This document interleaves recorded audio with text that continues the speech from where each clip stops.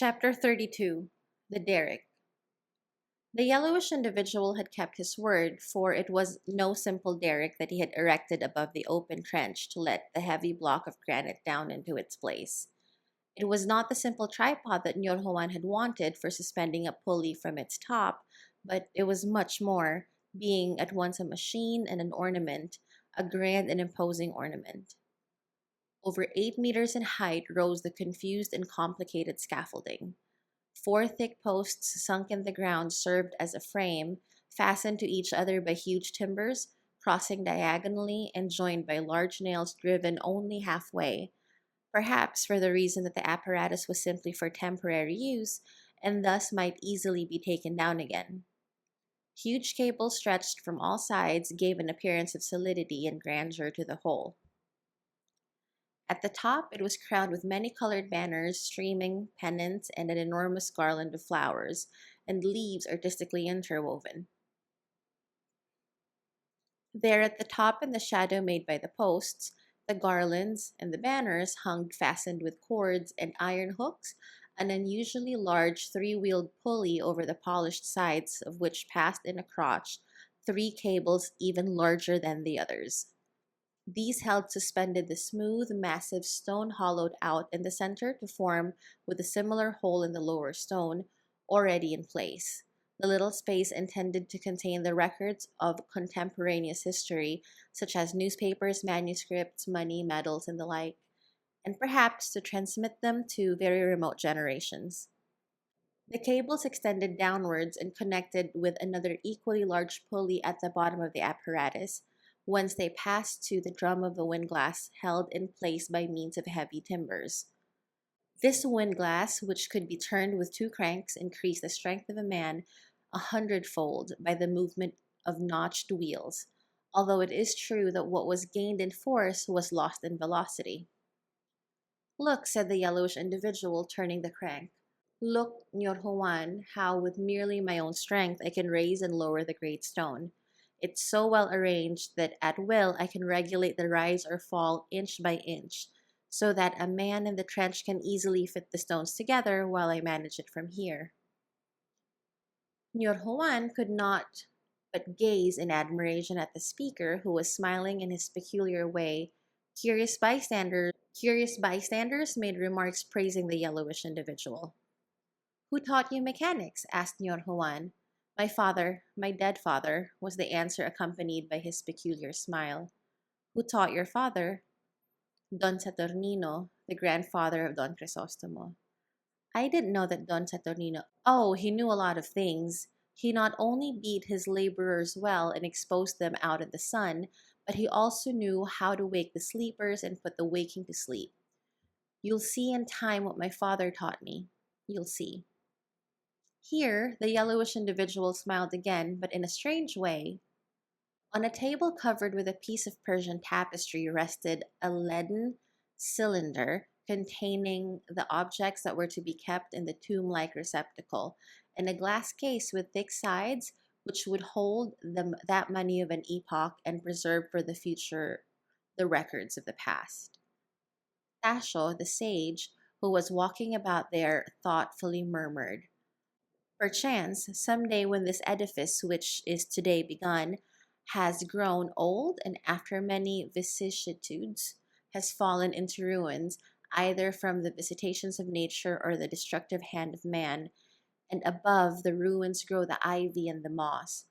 And when time has destroyed the moss and ivy, and scattered the ashes of ruins themselves to the winds, wiping from the pages of history the recollection of it, and those who destroyed it, long since lost from the memory of man, perchance, when the races have been buried in their mantle of earth, or have disappeared only by accident, and pick some miner striking a spark from this rock will dig up mysteries and enigmas from the depths of the soil. Perchance, the learned men of the nation that dwells in these regions will labor, as do the present Egyptologists, with the remains of a great civilization which occupied itself with eternity, little dreaming that upon it was descending so long a night. Perchance some learned professor will say to his students, of 5 or 6 years of age, in a language spoken by all mankind.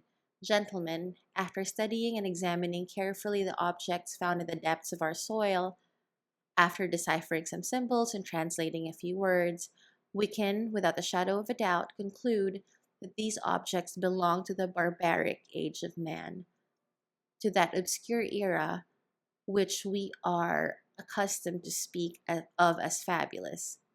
In short, gentlemen, in order that you may form an approximate idea of the backwardness of our ancestors, it will be sufficient that I point out to you the fact that those who lived here not only recognized kings, but also for the purpose of settling questions of local government, they had to go to the other side of the earth, just as if we should say that a body, in order to move itself, would need to consult a head existing in another part of the globe, perhaps in regions now sunk under the waves. This incredible defect, however improbable it may seem to us now, must have existed, if we take into consideration the circumstances surrounding those beings, whom I scarcely dare to call human. In those primitive times, men were still, or at least they so believed, in direct communication with their Creator, since they had ministers from Him, beings different from the rest, designated always with the mysterious letters MRP, concerning the meaning of which our learned men do not agree. According to the professor of languages, whom we have here rather mediocre, since he does not speak more than 100 of the imperfect languages of the past, MRP may signify muy rico propietario. These ministers were a species of demigods, very virtuous and enlightened, and were very eloquent orators, who, in spite of their great power and prestige, never committed the slightest fault, which fact presents my belief in supposing that they were of a nature distinct from the rest. If this were not sufficient to sustain my belief, there yet remains the argument disputed by no one, and day by day confirmed, that these mysterious beings could make God descend to earth merely by saying a few words, that God could speak only through their mouths, and that they ate His flesh and drank His blood, and even at times allowed the common folk to do the same. These and other opinions the skeptical sage put into the mouths of all the corrupt men of the future. Perhaps, as may easily be the case, old Tasha was mistaken, but we must return to our story. In the kiosks, which we saw 2 days ago occupied by the schoolmaster and his pupils, there was now spread out a toothsome and abundant meal. Noteworthy is the fact that on the table prepared for the school children, there was not a single bottle of wine, but an abundance of fruits.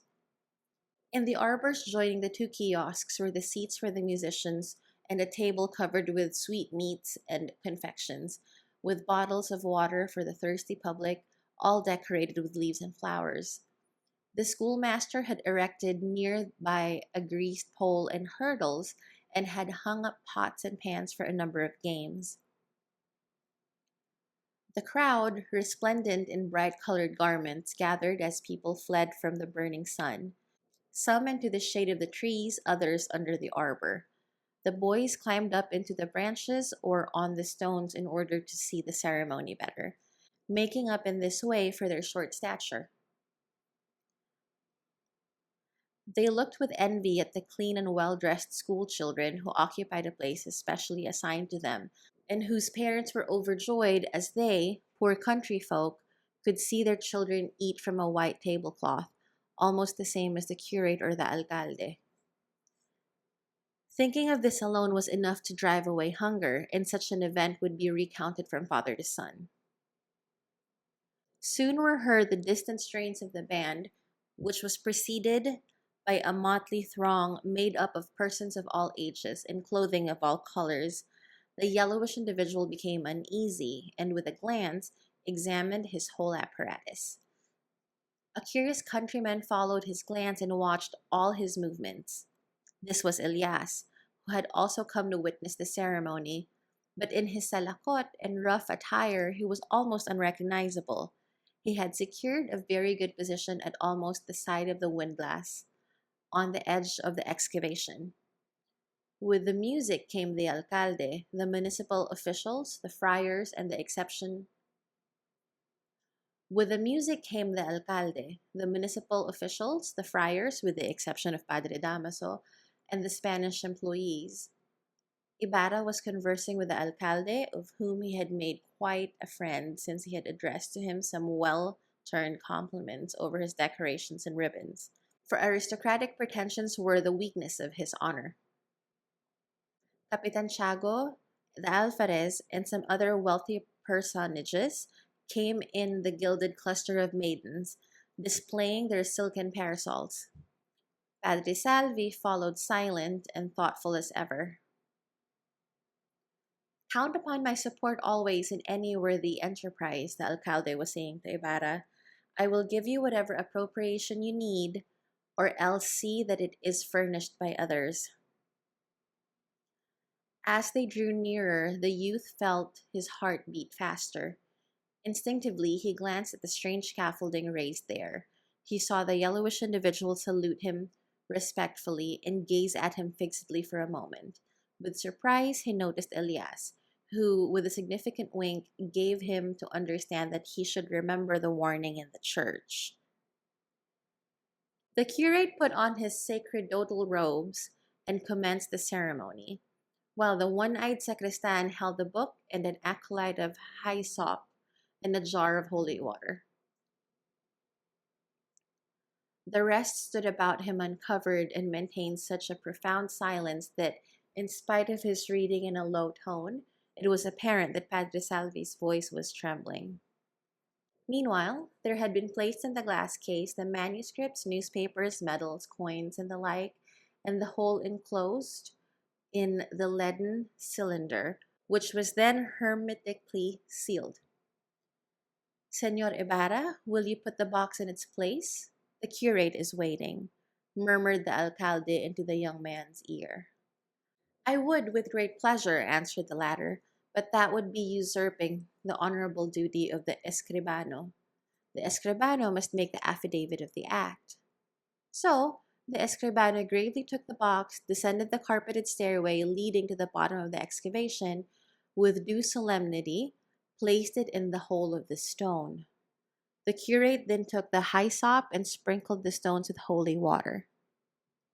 Now that moment had arrived for each one to take his trowel full of mortar on the face of the large stone lying in the trench, in order that the other might be lifted and fastened to it. Ibarra handed the alcalde a mason's trowel. On the wide silver blade of which was engraved the date. But the alcalde first gave a harangue in Spanish. People of San Diego, we have the honor to preside over a ceremony whose importance you will not understand unless we tell you of it. A school is being founded, and the school is the basis of society. The school is the book in which is written the future of the nations. Show us the schools of a people, and we will show you what that people is. People of San Diego, thank God who has given you holy priests and government of the mother country, which untiringly spreads civilizations through these fertile isles, protected beneath her glorious mantle. Thank God who has taken pity on you and sent you these humble priests who enlighten you and teach you the divine word. Thank the government which has made, is making, and will continue to make many sacrifices for you and your children. And now that the first stone of this important edifice is consecrated, we, Alcalde Mayor of this province, in the name of His Majesty the King, whom God preserve, King of the Spains, in the name of the illustrious Spanish government, and under the protection of its spotless and ever victorious banner, we consecrate this act and begin the construction of the schoolhouse. People of San Diego, long live the King, long live Spain, long live the friars, long live the Catholic religion. Many voices were raised in answer, adding, long live the Señor Alcalde. He then majestically descended to the strains of the band, which began to play, deposited several trowels full of mortar on the stone and with equal majesty reascended. The employees applauded. Ibarra offered another trowel to the curate, who, after fixing his eyes on him for a moment, descended slowly. Halfway down the steps, he raised his eyes to look at the stone which hung fastened by the scout cables, but this was only for a second, and he then went on down. He did the same as the alcalde, but this time more applause was heard, for to the employees were added some friars and Capitan Tiago. Padre Salvi then seemed to seek for someone to whom he might give the trowel. He looked doubtfully at Maria Clara, but, changing his mind, offered it to the escribano. The latter, in gallantry, offered it to Maria Clara, who smilingly refused it. The friars, the employees, and the alferez went down one after another, nor was Capitan Tiago forgotten. Ibarra only was left, and the order was about to be given for the yellowish individual to lower the stone, when the curate remembered the youth and said to him in a joking tone with affected familiarity, "Aren't you going to put on your trowel, Senor Ibarra?" "I should be a Juan Palomo to prepare the meal and eat it myself," answered the latter in the same tone. "Go on," said the alcalde, shoving him forward gently. "Otherwise, I'll order that the stone not be lowered at all, and we'll be here until doomsday." Before such a terrible threat, Ibarra had to obey. He exchanged the small silver trowel for a large iron one, an act which has caused some of the spectators to smile, and went forward tranquilly. Elias gazed at him with such an indefinable expression that, on seeing it one night, have said that his whole life was consecrated in his eyes. The yellowish individual stared into the trench which opened at his feet. After directing a rapid glance at the heavy stone hanging over his head and another at Elias and the yellowish individual, Ibarra said to Ñor Juan in a somewhat unsteady voice, "Give me the mortar and get me another trowel up there." The youth remained alone. Elias no longer looked at him, for his eyes were fastened on the hand of the yellowish individual who, leaning over the trench, was anxiously following the movements of Ibarra. There was heard the noise of the trowel scraping onto the stone in the midst of a feeble murmur among the employees, who were congratulating the alcalde on his speech. Suddenly, a crash was heard. The pulley tied at the base of the derrick jumped up, and after it the windlass, which struck the heavy post like a battering ram. The timbers shook, the fastenings flew apart, and the whole apparatus fell in a second with a frightful crash. A cloud of dust arose, while a cry of horror from 1,000 voices filled the air. Nearly all fled, only a few dashed toward the trench. Maria Clara and Padre Salvi remained in their places, pale, motionless, and speechless. When the dust had cleared away, they saw Ibarra standing among the beams, posts, and cables, between the windlass and the heavy stone, which in its rapid descent had shaken and crushed everything. The youth still held the trowel in his hand and was staring with frightened eyes at the body of a man which lay at his feet, half buried among the timbers. "You're not killed, you're still alive. For God's sake, speak," cried several employees, full of terror and solicitude. A miracle," shouted some. "Come and extricate the body of this poor devil," exclaimed Ibarra, like one arousing himself from sleep. On hearing his voice, Maria Clara felt her strength leave her and fell half fainting into the arms of her friends. Great confusion prevailed. All were talking, gesticulating, running about, descending into the trench, coming up again, all amazed and terrified. "Who is the dead man? Is he still alive?" asked the alferez. The corpse was identified as that of the yellowish individual who had been operating the windlass. "Arrest the foreman on the work," was the first thing that the alcalde was able to say. They examined the corpse, placing their hands on the chest, but the heart had ceased to beat. The blow had struck him on the head, and the blood was flowing from his mouth, nose, and ears. On his neck were to be noticed some peculiar marks, four deep depressions toward the back, and one more somewhat larger on the other side, which induced the belief that a hand of steel had caught him as in a pair of pincers. The priests felicitated the youth warmly and shook his hand. The Franciscan of humble aspect, who had served as Holy Ghost for Padre Damaso, exclaimed with tearful eyes, "God is just, God is good." "When I think a few moments before I was down there," said one of the employees to Ibarra, "what if I happened to be the last?" "It makes my hair stand on end," remarked another partly bald individual. "I'm glad that it happened to you and not me," murmured an old man tremblingly. "Don Pascual," exclaimed some of the Spaniards, "I say that because the young man is not dead. If I had not been crushed, I should have died afterwards merely from thinking about it." But Ibarra was already at a distance informing himself as to Maria Clara's condition. "Don't let this stop the fiesta, Señor Ibarra," said the alcalde. "Praise God, the dead man is neither a priest nor a Spaniard. We must rejoice over your escape. Think if the stone had caught you." There are presentiments," exclaimed the ex-grabiano. "I've said it before, Señor Ibarra didn't go down willingly. I saw it. The dead man is only an Indian. Let the fiesta go on. Music, sadness will never resuscitate the dead.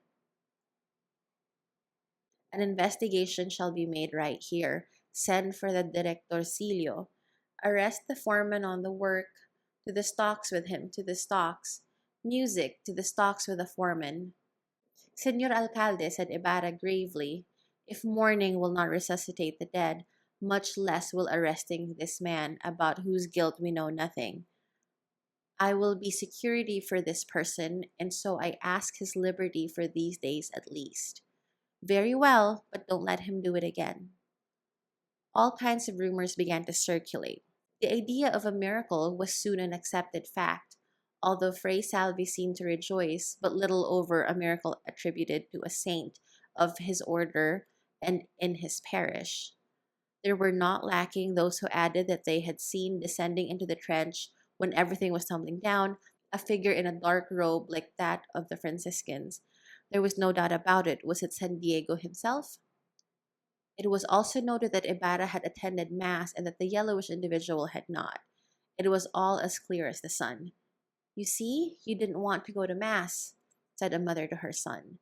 "If I hadn't whipped you to make you go, you would now be on your way to the town hall like him in a cart." The yellowish individual, or rather his corpse, wrapped up in a mat, was in fact being carried to the town hall. Ibarra hurried home to change his clothes. "A bad beginning, huh?" commented old Tasio as he moved away.